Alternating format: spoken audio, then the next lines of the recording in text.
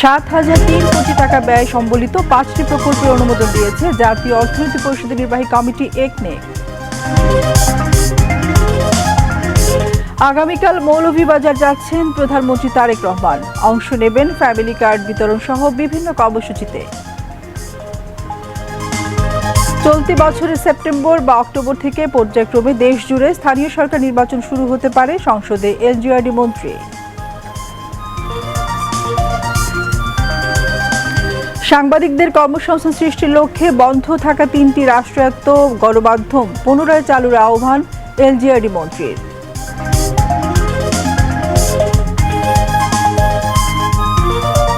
অতীতের ফ্যাসিবাদ নিয়মিত পাঠ করা দরকার, তা নতুন ফ্যাসিবাদের অ্যান্টিভাইরাস হিসেবে কাজ করবে বললেন তথ্য সম্প্রচার মন্ত্রী।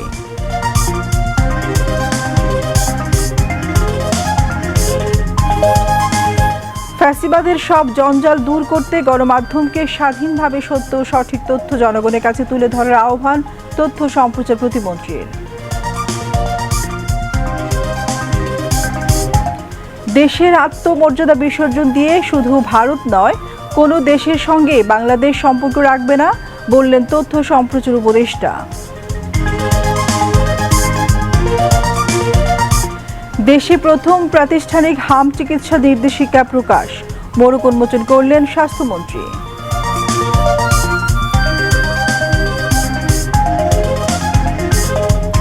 যুদ্ধ বন্ধে ইরানের সঙ্গে যুক্তরাষ্ট্রের সমঝোতা স্মারক ইলেকট্রনিক পদ্ধতিতে স্বাক্ষরিত। শুক্রবারের মধ্যে হরমুজ প্রণালী সম্পূর্ণভাবে খুলে দেওয়া হবে জানালেন ট্রাম্প। এবং আগামীকাল সকাল 7টায় বিশ্বকাপ ফুটবল মিশন শুরু করছে বর্তমান চ্যাম্পিয়ন আর্জেন্টিনা, প্রতিপক্ষ আলজেরিয়া। আসসালামু আলাইকুম, আমন্ত্রণ রাত 8টা সংবাদে, সাথে আছি আমি নীলুফার জাহান। এতক্ষণ সংবাদ শিরোনাম শুনলেন, এবারে বিস্তারিত।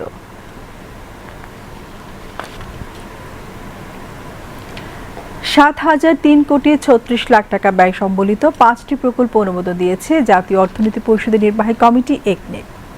আজ একনেক চেয়ারম্যান প্রধানমন্ত্রী তারেক রহমানের সভাপতিত্বে সচিবালয়ের মন্ত্রিপরিষদ বিভাগের জনপ্রশাসন সভাকক্ষে অনুষ্ঠিত একনেক সভায় এই অনুমোদন দেওয়া হয়। সভায় মন্ত্রিপরিষদের সদস্যবর্গ, পরিকল্পনা কমিশনের সদস্যবৃন্দ ও সংশ্লিষ্ট সচিবগণ উপস্থিত ছিলেন।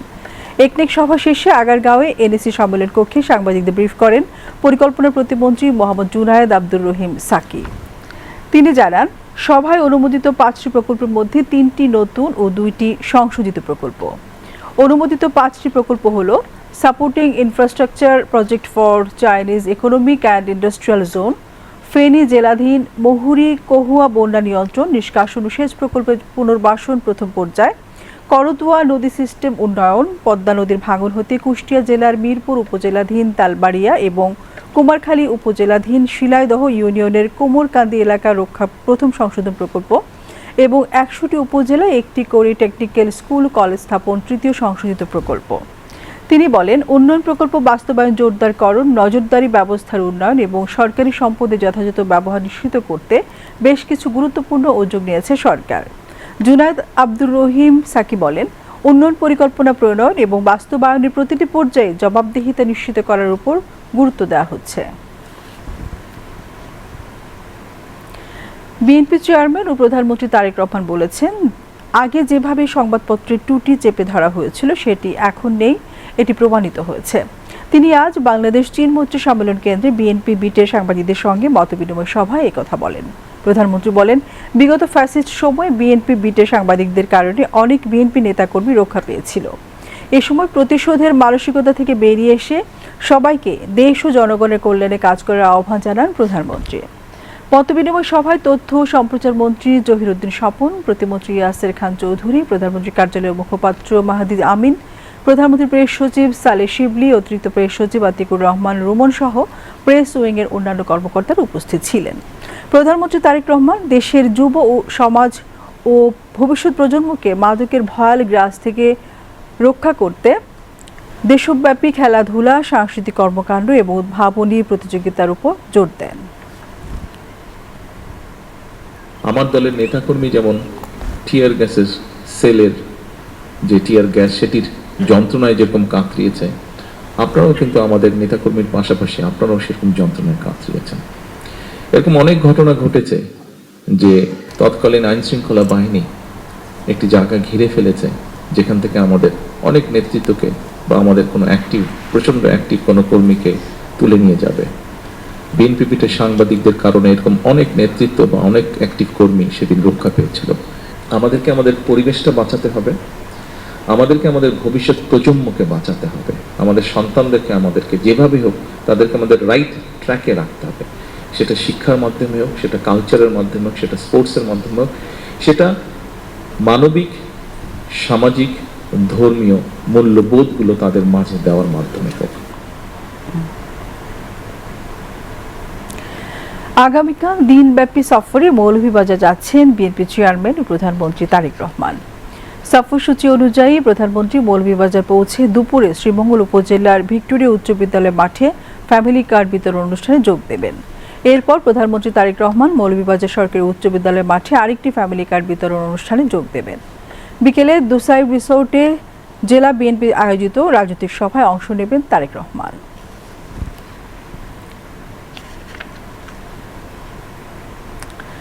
চলতি বছরের বর্ষা মৌসুমের পর সেপ্টেম্বর বা অক্টোবর মাস থেকে পর্যায়ক্রমে দেশ জুড়ে স্থানীয় সরকার নির্বাচন শুরু হতে পারে বলে জানিয়েছেন স্থানীয় সরকার পল্লী উন্নয়ন সমবায় মন্ত্রী মির্জা ফখরুল ইসলাম আলমগীর।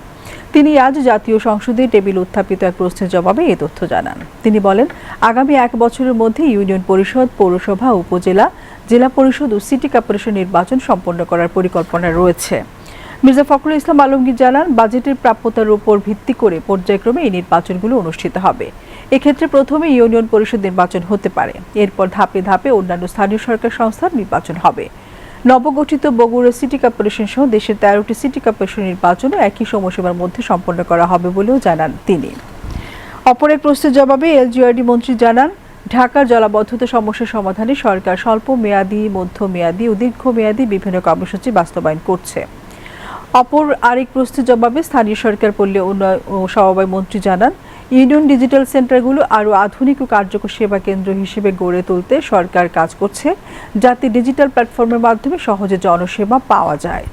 এর আগে বিকেলে স্পিকার হাফিজউদ্দিন আহমদের সভাপতিত্বে সংসদের অধিবেশন শুরু হয়। প্রধানমন্ত্রী ও সংসদ নেতা তারেক রহমান অধিবেশনে যোগ দেন। পরে সংসদে 2026-2027 অর্থ বছরের বাজেট সম্পর্কে সাধারণ আলোচনা অনুষ্ঠিত হয়। আলোচনায় সরকার ও বিরোধী দলীয় সদস্যগণ অংশ নেন। শেষ খবর পর্যন্ত সংসদের বৈঠক চলছে।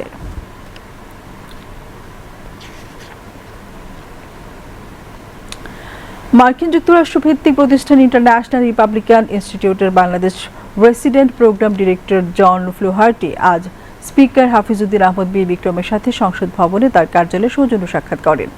তিনি বাংলাদেশের গণতান্ত্রিক ও রাজনৈতিক স্থিতিশীলতা বজায় রাখতে মার্কিন যুক্তরাষ্ট্র ভিত্তিক এই প্রতিষ্ঠানের বাংলাদেশে পরিচালিত বিভিন্ন কার্যক্রম সম্পর্কে স্পিকারকে অবহিত করেন। বাংলাদেশ জাতীয় সংসদে উচ্চ কক্ষ গঠনে মার্কিন যুক্তরাষ্ট্রের পূর্ণাঙ্গ সমর্থনের আশ্বাস দিয়ে জন ফ্লুহার্টি বলেন, যুক্তরাষ্ট্রের উচ্চ কক্ষের একটি প্রতিনিধি দলের বাংলাদেশ সফরের মাধ্যমে সংসদ সদস্যগণ অভিজ্ঞতা বিনিময় করতে পারেন। বাংলাদেশের গণতান্ত্রিক উত্তরণ, অর্থনৈতিক ও রাজনৈতিক বিভিন্ন স্তরে মার্কিন যুক্তরাষ্ট্রের ভূমিকা প্রশংসা করে স্পিকার বলেন, এখন পর্যন্ত বাংলাদেশের সর্বোচ্চ রেমিট্যান্স প্রাপ্তির ক্ষেত্রে যুক্তরাষ্ট্রই শীর্ষে অবস্থান করছে। স্পিকার বলেন, জুলাই জাতীয় সনদ বাস্তবায়ন, সংসদে উচ্চকক্ষ গঠন সহ সকল বিষয়ে বিরোধী দলের সাথে আলোচনা করে সরকার সকল পদক্ষেপ গ্রহণ করবে। এবারে রয়েছে বিরতির পর থাকছে অন্যান্য সংবাদ। বিদেশ যাত্রায় দালালের প্রতারণা আর হয়রানি এড়াতে এবার ডিজিটাল হয়েছে প্রবাসী সেবা। জনশক্তি কর্মসংস্থান ও প্রশিক্ষণ ব্যুরোর সব সেবা এখন এক জায়গায়, ওইপি বা ওভারসিজ এমপ্লয়মেন্ট প্ল্যাটফর্মে। এখানে পাচ্ছেন সরাসরি রেজিস্ট্রেশন, জব ম্যাচিং, প্রশিক্ষণ, তথ্য যাচাইয়ের পূর্ণ নিশ্চয়তা এবং সার্ভিস চার্জবিহীন বহির্গমন ছাড়পত্র, যা নিশ্চিত করছে শতভাগ স্বচ্ছতা ও জবাবদিহিতা। ঘরে বসেই নিবন্ধন করে নিজের আবেদনের অগ্রগতি পর্যবেক্ষণ করুন। সহজ, দ্রুত এবং নিরাপদ। কর্মী, পরিবার ও এজেন্সির জন্য রয়েছে সহজ ব্যবহার নির্দেশিকা। দালালের প্রতারণা থেকে দূরে থাকুন। জনশক্তি কর্মসংস্থান ও প্রশিক্ষণ ব্যুরো, প্রবাসী কল্যাণ ও বৈদেশিক কর্মসংস্থান মন্ত্রণালয়।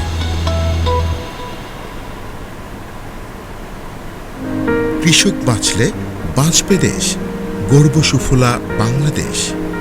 শস্য, ফসল, মৎস্য ও পশুপালন খাতে 10,000 টাকা পর্যন্ত কৃষি ঋণ সুদসহ মওকুফের সিদ্ধান্ত গ্রহণ করেছে বর্তমান সরকার। এই ঋণ মওকুফ করা হলে আনুমানিক 12 লাখ কৃষক প্রত্যক্ষভাবে লাভবান হবে এবং মওকুফ করা হবে প্রায় 1,500 কোটি টাকা। এর ফলে ক্ষুদ্র ও প্রান্তিক কৃষকগণ ঋণের দায় হতে মুক্ত হবেন এবং ব্যাংক থেকে পুনরায় স্বল্প সুদে কৃষি ঋণ গ্রহণ করতে পারবেন। কৃষক রক্ষা পাবে স্থানীয় মহাজনী ঋণের উচ্চ সুদের হাত থেকে। কৃষি ঋণ মওকুফে দৃঢ় অঙ্গীকার, কৃষকের পাশে আছে বর্তমান সরকার।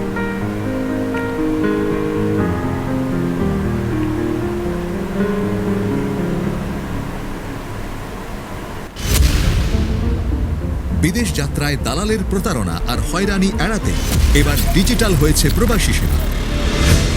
জনশক্তি কর্মসংস্থান ও প্রশিক্ষণ ব্যুরোর সব সেবা এখন এক জায়গায়, ওইপি বা ওভারসিজ এমপ্লয়মেন্ট প্ল্যাটফর্মে। এখানে পাচ্ছেন সরাসরি রেজিস্ট্রেশন, জব ম্যাচিং, প্রশিক্ষণ, তথ্য যাচাইয়ের পূর্ণ নিশ্চয়তা এবং সার্ভিস চার্জবিহীন বহির্গমন ছাড়পত্র, যা নিশ্চিত করছে শতভাগ স্বচ্ছতা ও জবাবদিহিতা। ঘরে বসেই নিবন্ধন করে নিজের আবেদনের অগ্রগতি পর্যবেক্ষণ করুন। সহজ, দ্রুত এবং নিরাপদ। কর্মী, পরিবার ও এজেন্সির জন্য রয়েছে সহজ ব্যবহার নির্দেশিকা।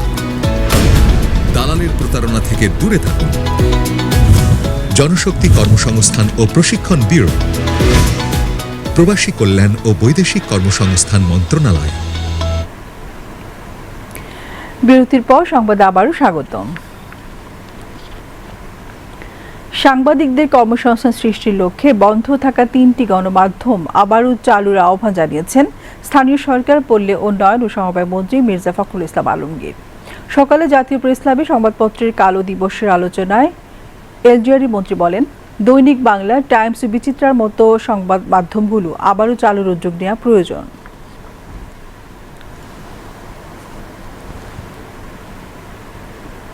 রক্তাক্ত সংগ্রামের মধ্য দিয়ে আমরা যখন একটা স্বাধীনতা পেয়েছি কিছুটা, যে আমরা এখন একটু অন্তত সংবাদপত্রের স্বাধীনতাকে নিশ্চিত করার একটা ক্ষেত্র তৈরি হয়েছে, এবং আমরা এখন পর্যন্ত যেটা লক্ষ্য করছি যে বর্তমান সরকার এই সংবাদপত্রের স্বাধীনতাকে রক্ষা করবার জন্য কমিটেড আছে এবং তারা কাজ করছে সে বিষয়ে। সংবাদপত্রের মালিকরা যারা বিভিন্ন আপনার যে হাউসগুলো আছে, বিজনেস হাউসেস, তারা কিন্তু অন্যায়ভাবে সাংবাদিকদের উপর নির্যাতন চালিয়ে যাচ্ছে।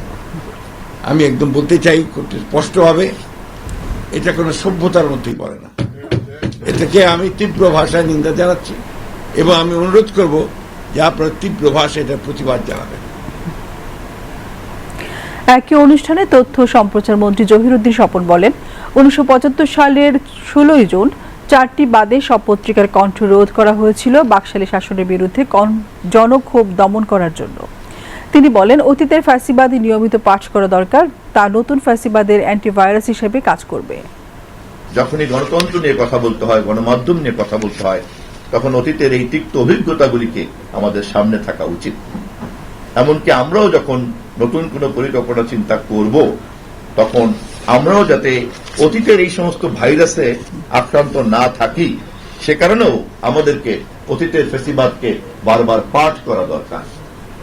এবং সম্ভবত পালিয়ে যাওয়া ফ্যাসিবাদের শিখণ্ডীর জীবনী যদি খুব ভালো করে আমরা পাঠ করতে পারি, আমাদের প্রত্যেকেরই নিজের মনের মধ্যে যদি অজান্তে লুকিয়ে থাকা কোনো স্বৈরতান্ত্রিক ফ্যাসিবাদী ভাইরাস থেকে থাকে, তাহলে সেটা অ্যান্টিভাইরাস হিসেবে কাজ করতে পারে। ফেডারেল সাংবাদিক ইউনিয়ন বিএফইউজে ও ঢাকা সাংবাদিক ইউনিয়ন ডিইউজে যৌথভাবে এই আলোচনার আয়োজন করে। ফ্যাসিবাদ যেন আর কখনো মাথা চাড়া দিয়ে উঠতে না পারে, সেজন্য গণমাধ্যমের সক্রিয় ও দায়িত্বশীল ভূমিকা পালনের আহ্বান জানিয়েছেন তথ্য সম্প্রচার প্রতিমন্ত্রী ইয়াসের খান চৌধুরী। 16 জুন সংবাদপত্রের কালো দিবস উপলক্ষে আওয়ামী শাসনে গণমাধ্যম ও জুলাই গণ অভ্যুত্থানের চেতনা শীর্ষক আলোচনা সভায় তিনি এই মন্তব্য করেন। প্রতিমন্ত্রী বলেন, গত 17 বছর গণমাধ্যমের উপর হস্তক্ষেপ করা হয়েছে, সম্পাদক ও পত্রিকার কার্যালয়ে হামলা হয়েছে, ফ্যাসিবাদের ভিত্তির উপর দাঁড়ানো রাজনৈতিক শক্তিগুলো ক্ষমতায় এলেই স্বৈরতান্ত্রিক আচরণ করে বলেও মন্তব্য করেন তিনি।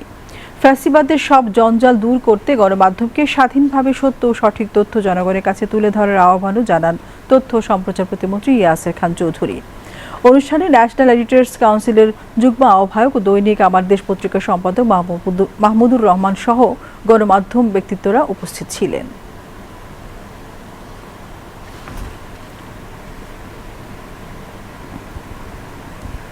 জুলাইয়ের আন্দোলনে আমরা যেই আন্দোলন করেছি এবং আমরা যেই ফলটা পেয়েছি এটা ধরে রাখতে হবে। ফ্যাসিস্ট যেন মাথাচাড়া দিয়ে উঠতে না পারে সেদিকে আপনাদের যেরকম অংশগ্রহণ, আপনাদের যেরকম সহযোগিতা প্রয়োজন, রাজনীতিবিদদের যেরকম সহযোগিতা প্রয়োজন, ঠিক তেমনি সকল শ্রেণী পেশার মানুষের, ইলেকট্রনিক প্রিন্ট মিডিয়ার সহকর্মীদের তাদেরও এখানে অংশগ্রহণটা খুব জরুরি। দেশের আত্মমর্যাদা বিসর্জন দিয়ে শুধু ভারত নয়, কোনো দেশের সঙ্গে বাংলাদেশ সম্পর্ক রাখবে না বলেও জানিয়েছেন প্রধানমন্ত্রী তথ্য ও সম্প্রচার উপদেষ্টা ডক্টর জাহিদুর রহমান। তিনি আজ সচিবালয়ে সরকারি বিভিন্ন কার্যক্রম অর্জন বিষয়ে সাপ্তাহিক প্রেস ব্রিফিংয়ে একথা বলেন। ব্রিফিং শেষে উপদেষ্টার সাম্প্রতিক ভারত সফরের বিষয়ে সাংবাদিকদের বিভিন্ন প্রশ্নের উত্তর দেন উপদেষ্টা বলেন, কেন এ ধরনের অনাকাঙ্ক্ষিত ঘটনা ঘটেছে তা তিনি জানেন না, তবে এটা কোনো শত্রুতার বিষয় নয়। বাংলাদেশের পক্ষ থেকে তিনি একটি পজিটিভ বার্তা দিতে চেয়েছেন। এটা আওয়ামী লীগের সরকার নয়, এটি একটি নির্বাচিত সরকার। সাংবাদিকদের এক প্রশ্নের জবাবে উপদেষ্টা জানান, আগামীতে যথাযথভাবে আমন্ত্রণ পেলে অবশ্যই ভারত সফরে যাবেন, কারণ প্রতিবেশী হিসেবে ভারতের সঙ্গে সম্পর্ক বজায় রাখতে চায় সরকার। তবে এক্ষেত্রে বাংলাদেশ আত্মসম্মান বজায় রাখবে।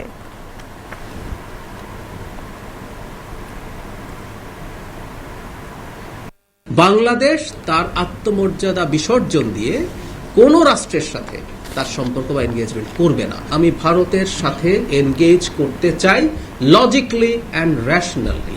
ভারতের সাথে এনগেজ করার কথা বললে কারো কারো কাছে মনে হয় যে আমি দেশ বিকিয়ে দিতে যাচ্ছি। বাংলাদেশ বিকিয়ে দিয়ে ভারতের সাথে সম্পর্ক এই সরকার কখনো করবে না। এটা সবার আগে বাংলাদেশ বলছি আমরা। সো ভারতের সাথে আমরা এনগেজ করতে চাই আমাদের সমমর্যাদার ভিত্তিতে। আমরা ব্যবসা বাণিজ্য সহ আরো অনেক কিছুতে আমাদের উন্নতি করার সুযোগ আছে। নির্বাচনী প্রতিশ্রুতি অনুযায়ী যোগাযোগ খাত সম্প্রসারণ করতে নতুন 10টি জেলাকে রেল যোগাযোগের আওতায় আনার বিষয়ে সিদ্ধান্ত নেওয়া হয়েছে বলে জানিয়েছেন রেলপথমন্ত্রী শেখ রবিউল আলম। আজ সচিবালয়ে তথ্য অধিদপ্তরের সম্মেলন কক্ষে সংবাদ সম্মেলনে তিনি একথা জানান। মন্ত্রী জানান, রাজধানীর বাসস্ট্যান্ড এলাকার জট এড়াতে দূরপাল্লার বাসগুলো ডিপোতে রাখার সিদ্ধান্ত হয়েছে। তিনি জানান, বাসগুলোতে ডিপোতে রেখে সময় মতো যাত্রী বহনের জন্য স্ট্যান্ডে আনার নির্দেশনা দেওয়া হয়েছে। সংবাদ সম্মেলনে প্রতিমন্ত্রী হাবিবুর রশিদ হাবিব সহ মন্ত্রণালয়ের সংশ্লিষ্ট কর্মকর্তারা উপস্থিত ছিলেন।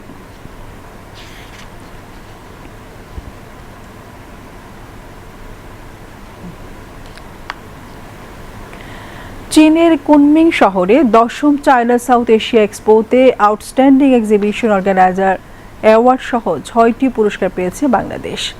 আজ সমাপনী অনুষ্ঠানে রপ্তানি উন্নয়ন ব্যুরো বাংলাদেশকে আউটস্ট্যান্ডিং এক্সিবিশন অর্গানাইজার হিসেবে পুরস্কার প্রদান করা হয়। বাংলাদেশের 101টি প্রতিষ্ঠান সহ বিশ্বের 68টি দেশ থেকে 2300 প্রতিনিধি মেলায় অংশগ্রহণ করেন। এ মেলায় বিশ্বের 68টি দেশ হতে 2300 এক্সিবিটর অংশগ্রহণ করে। বাণিজ্য মেলার দ্বিতীয় দিনে বাংলাদেশ ডে পালন করা হয়। হাম রোগের চিকিৎসা ব্যবস্থাপনা ও প্রতিরোধে প্রাতিষ্ঠানিক ক্লিনিক্যাল গাইডলাইন হিসেবে হাম চিকিৎসা নির্দেশিকা প্রকাশ করেছে রাজধানীর হলি ফ্যামিলি রেড ক্রিসেন্ট হাসপাতাল। স্বাস্থ্যমন্ত্রী সরদার মোহাম্মদ সাখাওয়াত হোসেন আজ আনুষ্ঠানিকভাবে এই নির্দেশিকার মৌখিক উন্মোচন করেন। হাম রোগের সুনির্দিষ্ট নির্ণয়, চিকিৎসা ও জটিলতা ব্যবস্থাপনাকে আরও মানসম্মত ও সমন্বিত করার লক্ষ্যে এই নির্দেশিকা প্রণয়ন করা হয়েছে বলে জানান সংশ্লিষ্টরা। রিপোর্ট শরীফুল ইসলামের।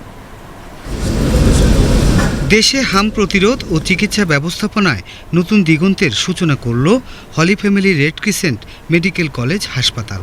দেশের কোনো চিকিৎসা প্রতিষ্ঠানের মধ্যে প্রথমবারের মতো একটি রোগভিত্তিক প্রাতিষ্ঠানিক ক্লিনিক্যাল গাইডলাইন হিসেবে হাম চিকিৎসা নির্দেশিকা আনুষ্ঠানিক প্রকাশ করেছে প্রতিষ্ঠানটি। আজ এ উপলক্ষে আয়োজিত এক অনুষ্ঠানে স্বাস্থ্য ও পরিবার কল্যাণ মন্ত্রী সরদার মোহাম্মদ সাখাওয়াত হোসেন নির্দেশিকাটির উদ্বোধন করেন। প্রমাণভিত্তিক এই নির্দেশিকাটি হামরোগের সুনির্দিষ্ট নির্ণয়, চিকিৎসা ও জটিলতা ব্যবস্থাপনাকে আরও মানসম্মত ও সমন্বিত করার লক্ষ্যে প্রণয়ন করা হয়েছে। সংশ্লিষ্টরা বলছেন, বিশ্বের বিভিন্ন দেশে এ ধরনের রোগভিত্তিক ক্লিনিক্যাল গাইডলাইন দীর্ঘদিন ধরে ব্যবহৃত হলেও বাংলাদেশে কোনো চিকিৎসা প্রতিষ্ঠানের উদ্যোগে এটি প্রথম প্রাতিষ্ঠানিক নির্দেশিকা। স্বাস্থ্যমন্ত্রী বলেন, হাম এখনও বাংলাদেশের জনস্বাস্থ্যের জন্য একটি গুরুত্বপূর্ণ চ্যালেঞ্জ। রোগটির কার্যকর প্রতিরোধ, দ্রুত শনাক্তকরণ এবং সঠিক চিকিৎসা নিশ্চিত করতে চিকিৎসকদের জন্য একটি মানসম্মত নির্দেশিকার প্রয়োজন ছিল। নতুন এই গাইডলাইন সেই শূন্যতা পূরণে গুরুত্বপূর্ণ ভূমিকা রাখবে। এই যে একটা মিজাইল ফাইট করতেছি, ডাক্তাররা যদি এগিয়ে না আসতেন, আমার পক্ষে তো সম্ভব ছিল না। দিন রাত পরিশ্রম করে যেখান থেকে যখন যেভাবে ডাক্তার ট্রান্সফার করতে হয়েছে, খুশি মনে এসে ডাক্তার এবং নার্সরা সার্ভিস দিয়ে আমরা মোটামুটিভাবে একটা সত্য ওয়াল তৈরি করতে পেরেছি। মিজাইলের বিরুদ্ধে যে আমরা আসি, তোমাদেরকে দেখব। 14টি ক্লিনিক্যাল মডিউল নিয়ে প্রণীত 50 পৃষ্ঠার এ নির্দেশিকায় রয়েছে হামজনিত নিউমোনিয়ায় কর্টিকস্টেরয়েড ব্যবহার না করা, চোখের জটিলতায় স্টেরয়েড ড্রপ ব্যবহার না করা এবং গুরুতর পানিশূন্যতায় শুধু ডেক্সট্রো স্যালাইন ব্যবহার না করার মতো গুরুত্বপূর্ণ চিকিৎসা নির্দেশনা অন্তর্ভুক্ত রয়েছে। Shariful Islam, BTV news, Dhaka. এবারের বাজেটে সবচেয়ে বেশি বরাদ্দ দেওয়া হয়েছে স্বাস্থ্য খাতে, যা গত বাজেট থেকে 34,000 কোটি টাকা বেশি। বিগত সময়ে দুর্নীতি ও অব্যবস্থাপনায় ভেঙে পড়া খাতটি পুনর্গঠনে এই বরাদ্দ বড় ভূমিকা রাখবে বলে মনে করছেন সংশ্লিষ্টরা। তবে জনস্বাস্থ্য বিশেষজ্ঞরা বলছেন, শুধু বরাদ্দ বাড়ালেই হবে না, খাদের কিনারে থাকা স্বাস্থ্য খাতকে এগিয়ে নিতে বরাদ্দকৃত অর্থের সবটুকু সঠিকভাবে ব্যয় নিশ্চিত করতে হবে। রিপোর্ট শরীফুল ইসলামের। বর্তমান সরকার ক্ষমতায় আসার পরপরই দেশে শুরু হয় হামের প্রকোপ। স্বাস্থ্য অধিদপ্তরের তথ্য মতে এরই মধ্যে হামে আক্রান্ত হয়ে 600-রও বেশি শিশুর মৃত্যু হয়েছে। এমন বাস্তবতায় উঠে আসে বিগত সময়ে দেশের স্বাস্থ্য খাতের নানা অসঙ্গতি ও দুর্বলতার চিত্র। তাই 2026 ও 27 অর্থবছরের বাজেটে সকলের চোখ ছিল এ খাতের বরাদ্দের উপর।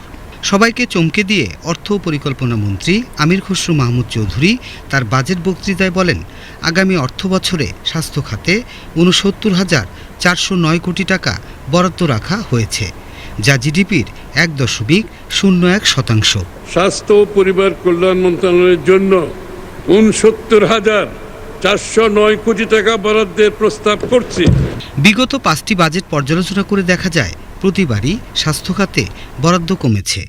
এমনকি এ খাতে ব্যাপক উন্নয়নের সুযোগ থাকলেও অন্তর্বর্তী সরকার বরাদ্দের অর্ধেকও খরচ করেনি। স্বাস্থ্যমন্ত্রী জানান, এবারের বাজেটে স্বাস্থ্য খাতে বরাদ্দকৃত অর্থ সঠিকভাবে ব্যয় করা হবে।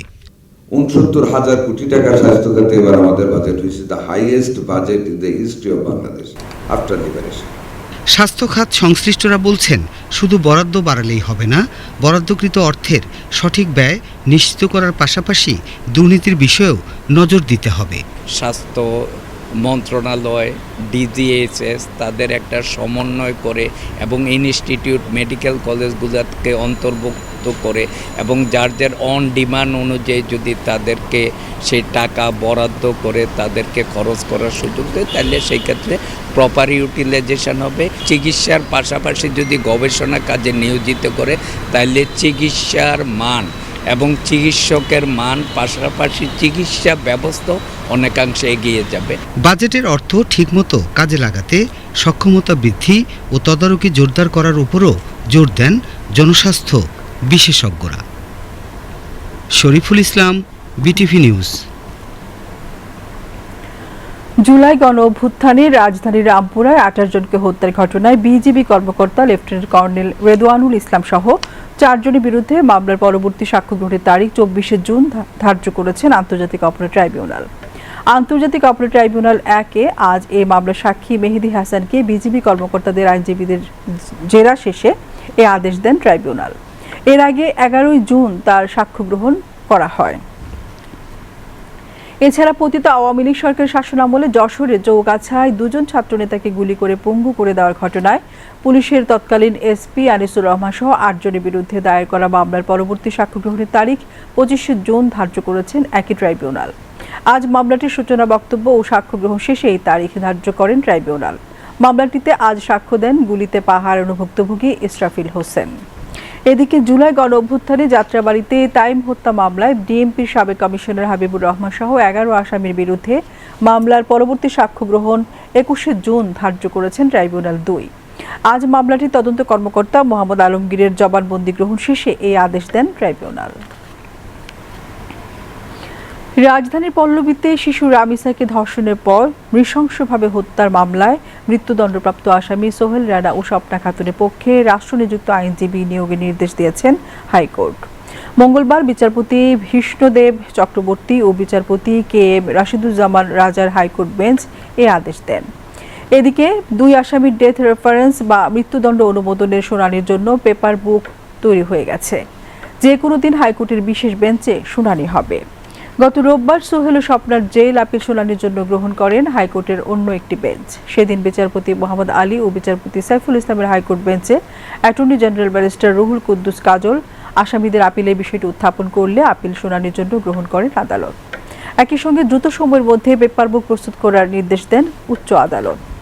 গত 7 জুন রামিসা হত্যা মামলায় মৃত্যুদণ্ড দেন ঢাকা মহানগর শিশু সহিংসতা দমন ট্রাইব্যুনালের বিচারক মাসরুর সালিকিন।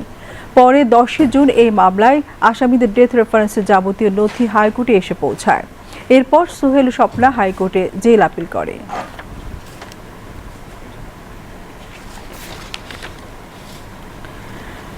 দেশের আকাশে 1448 হিজরি সনের পবিত্র মহরম মাসের চাঁদ দেখা গেছে। আগামীকাল 17 জুন থেকে পবিত্র মহরম মাস গণনা করা হবে। 26 জুন পালিত হবে পবিত্র আশুরা। আজ বাদ মাগরিব ইসলামিক ফাউন্ডেশনের বায়তুল মোকাররম জাতীয় মসজিদ সভাকক্ষে ধর্ম বিষয়ক মন্ত্রণালয়ের অতিরিক্ত সচিব মোহাম্মদ ফজলুর রহমান সভাপতিত্বে অনুষ্ঠিত জাতীয় চাঁদ দেখা কমিটির সভায় এই সিদ্ধান্ত হয়। ইসলামিক ফাউন্ডেশনের মহাপরিচালক আব্দুল সালাম খান, বায়তুল মোকাররম জামে মসজিদের খতিব মুফতি আব্দুল মালেক, প্রধান তথ্য কর্মকর্তা মোহাম্মদ শাহ আলম, ধর্ম বিষয়ক মন্ত্রণালয়ের ঊর্ধ্বতন কর্মকর্তাগণ, বিভিন্ন মসজিদের ইমাম ও খতিবগণ এ সময় উপস্থিত ছিলেন। এবারে আন্তর্জাতিক সংবাদ।